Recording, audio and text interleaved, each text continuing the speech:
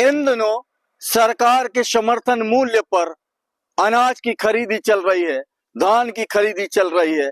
मध्य प्रदेश सरकार ने किसानों को उनकी फसल के एवज में उचित मुआवजा, उचित लाभ देने के लिए, उचित कीमत देने के लिए यह उपार्जन नीति बनाई है, ताकि किसान को उसकी मेहनत का पूरा फल मिल सके, उसकी मेहनत का पूरा रुपया मिल सके।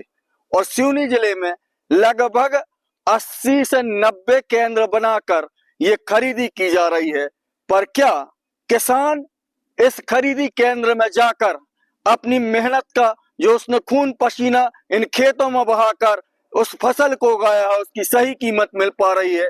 इसकी पूरी तफ्तीश लगभग 4 अंकों में करनी पड़ेगी। हम आपको बताएं कि किसान जब खरीदी केंद्र में पहुंचता है और अपनी अनाज की, अपनी धान की जो तुलाई करता है, उसे तरह तरह की समस्याओं से दो चार होना पड़ता है, परंतु बिना भ्रष्टाचार के, बिना रिश्वत के उस मेहनत कश की जो मेहनत है, उसकी जो फसल है, उसकी तुलाई नहीं होती। सरकार ने भले ही 5-6 चरणों में नोडल जोनल अधिकारी और तमाम किस्म की मॉनिटरिंग समिति बना दी है, परंतु यह समितियां भी किसान को उस भ्रष्टाचार से निजात नहीं दिला पाती।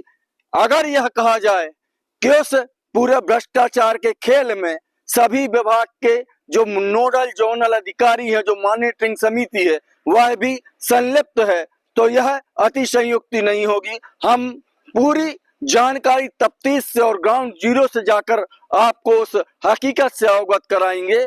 नेता नगरी भी, जनप्रतिनिधि भी मॉनिटरिंग के नाम पर, दिखावा के नाम पर कभी कभी खरीदी केंद्रों में फोटो खिंचवाते दिखते हैं, पर गोदाम के अंदर जो खेला होता है उससे वो या तो वो अनभिज्ञ हैं अथवा वे भी उस चीज में अंदर नहीं जाना चाहते हैं। पत्रकारिता के नाम पर गाजर घास की तरह उगे कुछ लोग खरीदी केंद्रों में जाते हैं और उस अनाज, उस धान की गुणवत्ता को लेकर वो सवाल करते हैं, जो कि बाइट और वर्जन में भी अंतर नहीं समझते।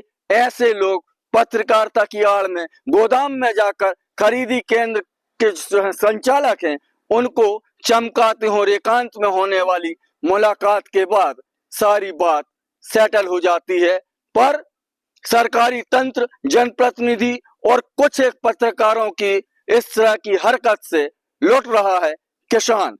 और क्यों लुट रहा है, इसका हम एक मोटा मोटा हिसाब आपको बता दें। अगले अंक में हम विस्तार से चर्चा करेंगे। तमाम जो गोदाम, प्राइवेट गोदामों में खरीदी की जा रही है, वहां पर किसान से जो शासकीय मापदंड है उसके आधार पर अगर देखा जाए तो उनकी एक बोरी में जो भराव क्षमता है, जो सरकारी नियम कहता है 40 किलो 680 ग्राम उनसे अनाज लेना होता है, परंतु लगभग तमाम केंद्रों में अगर बारीकी से देखा जाए तो किसानों से 41 किलो 42 किलो तक की जो धान होती है वह मांगी जाती है। कुचिया व्यापारियों के चक्कर में जो मेहनत कश किसान हैं, जो साल भर इन खेतों में मेहनत करके उस फसल को उगाता है, वह भी कुचिया जो व्यापारी हैं, जो दलाल हैं, उनके चक्कर में उन्हें भी यह भ्रष्टाचार से होकर गुजरना पड़ता है, पर इसकी आवाज कोई नहीं उठा पाता है। क्रमबद्ध रूप से उपार्जन केंद्रों में सरकारी तंत्र के द्वारा विभिन्न अधिकारियों की नियुक्ति होती है। कलेक्टेड सभा में बड़ी बड़ी सभाएं होती हैं, बड़ी बड़ी मीटिंग होती हैं और कागजी घोड़े दर्शाए जाते हैं कि जिले में खरीदी का ये प्रतिशत है, उठाव का ये प्रतिशत है, और सरकारी योजना के प्रोग्रेस रिपोर्ट पेश की जाती है, परंतु किसी भी सरकारी अधिकारी, प्रशासनिक अधिकारी में इतनी क्षमता नहीं है कि वह किसानों की इस लूट को रोक सके।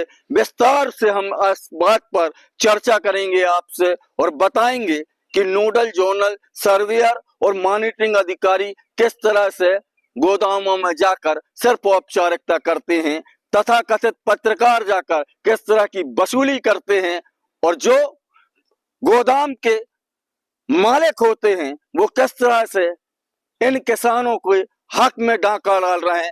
पूरी चर्चा हम आपसे विस्तार से करेंगे अगले अंक में। फिलहाल मुझे दीजिए इजाजत।